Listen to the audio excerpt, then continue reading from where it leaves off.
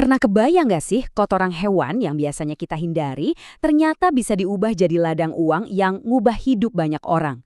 Nah, di ulasan kali ini kita bakal bongkar habis cerita luar biasa dari para petani lokal yang sukses mengubah limbah jadi harta karun sungguhan. Kita bakal jalan-jalan menelusuri 5 hal menarik nih.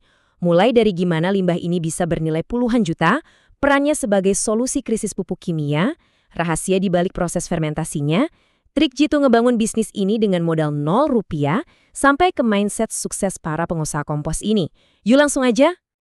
Bagian pertama, limbah bernilai puluhan juta. Siap-siap ya, karena faktanya bakal bikin Anda geleng-geleng kepala.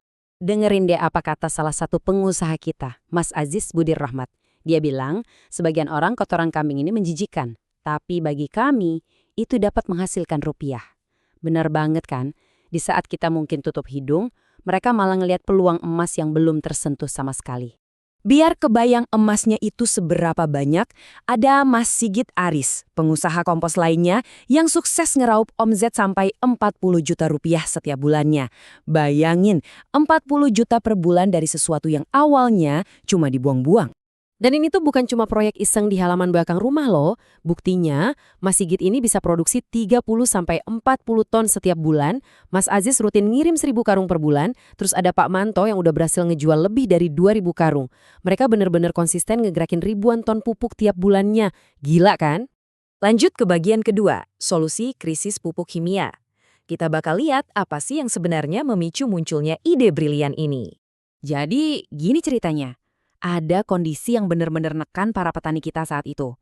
Harga pupuk kimia lagi meroket tajam, ditambah lagi banyak yang kehilangan pekerjaan gara-gara pandemi COVID-19. Kondisi kepepet ini memaksa mereka buat putar otak. Terus mereka sadar, loh, di desa kita kan kotoran kambing dan sapi melimpah banget, gratis dan gak kepake. Nah, dari situlah inovasi ini lahir sebagai solusi lokal yang super efektif. Sekarang kita masuk ke bagian ketiga, rahasia proses fermentasi. Ini nih bagian sainsnya dan Anda wajib banget tahu prosesnya. Soalnya Anda nggak bisa tuh asal ambil kotoran mentah terus dilempar ke tanaman. Kenapa? Karena kotoran mentah itu masih mengandung patogen berbahaya dan suhunya sangat panas, yang ada tanaman malah mati. Tapi kalau udah lewat proses fermentasi, ceritanya beda. Pupuknya jadi aman, nggak bau sama sekali, dan nutrisinya padat banget, persis kayak tanah subur. Terus gimana cara fermentasinya? Ternyata ada formula rahasianya. Mereka pakai takaran yang lumayan presisi. Cukup 1 liter air dicampur 1 tutup botol cairan mikroba EM4 atau sekitar 10-15 mili dan 1 tutup botol molase atau tetes tebu. Campuran ajaib inilah yang bakal ngurai limbah kotoran tadi dengan aman. Langkah-langkahnya juga cukup praktis. Pertama, kotorannya disortir dulu dari batu atau sampah daun. Abis itu, cairan EM4 tadi disemprotin merata lapis demi lapis. Nah, setelah disemprot, tumpukan ini ditutup. Tapi ingat, jangan terlalu rapat biar gas beracunnya tetap bisa keluar. Terus, tinggal dibolak-balik aja setiap minggu sampai teksturnya jadi remah. Menurut pengalaman Pak Manto, proses perubahannya ini makan waktu sekitar 1 bulan. 15 hari pertama, tumpukan itu bakal panas banget. Itu tandanya mikrobanya lagi kerja keras. Di hari ke-15, tumpukan dibongkar dan dibalik.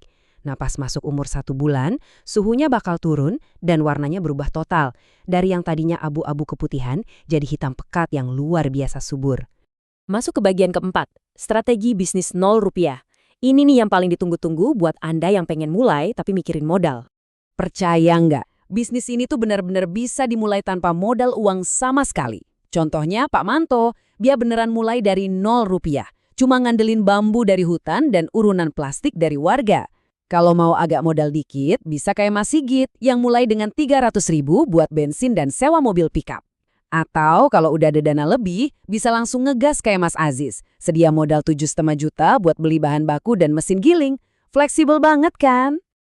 Ngomong-ngomong soal modal 0 rupiah tadi, Pak Manto ini ngebentuk yang namanya Embek Community. Komunitas ini isinya 43 orang anggota. Daripada pusing nyari pinjaman uang ke bank, mereka sepakat buat patungan. Masing-masing anggota rutin nyetor minimal 1 karung kotoran ternak setiap minggunya. Ini bukti nyata loh, kalau kolaborasi komunitas yang kuat itu bisa ngalahin modal ventura manapun. Akhirnya kita sampai di bagian kelima, mindset sukses pengusaha kompos. Apa sih resep rahasia di kepala mereka sampai tumpukan kotoran ini bisa jadi omset puluhan juta?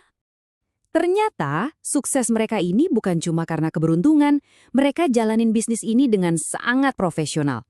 Contohnya, mereka bikin formula spesifik buat target pasar tertentu, kayak Mas Sigit yang ngeracik pupuk khusus buat petani cabai. Terus, mereka pakai sistem bagi hasil yang super transparan berdasarkan absensi pekerja, biar timnya selalu termotivasi. Dan yang paling penting, mereka punya disiplin luar biasa buat muterin lagi keuntungannya buat beli mesin yang lebih canggih. Saya suka banget sama prinsipnya Mas Sigit Aris ini. Dia tegas bilang, dari 4 orang yang kerja sama ini, bahkan uang 1.000 perak pun tidak berani ambil kalau itu memang duit perusahaan. Luar biasa ya, walaupun bisnis ini awalnya dari kotoran hewan, tapi kalau urusan keuangan mereka nggak main-main. Sikap profesionalisme inilah kunci sesungguhnya kenapa bisnis mereka bisa terus berkembang pesat. Jadi, sebagai penutup ulasan kita hari ini, coba deh renungkan satu pertanyaan ini.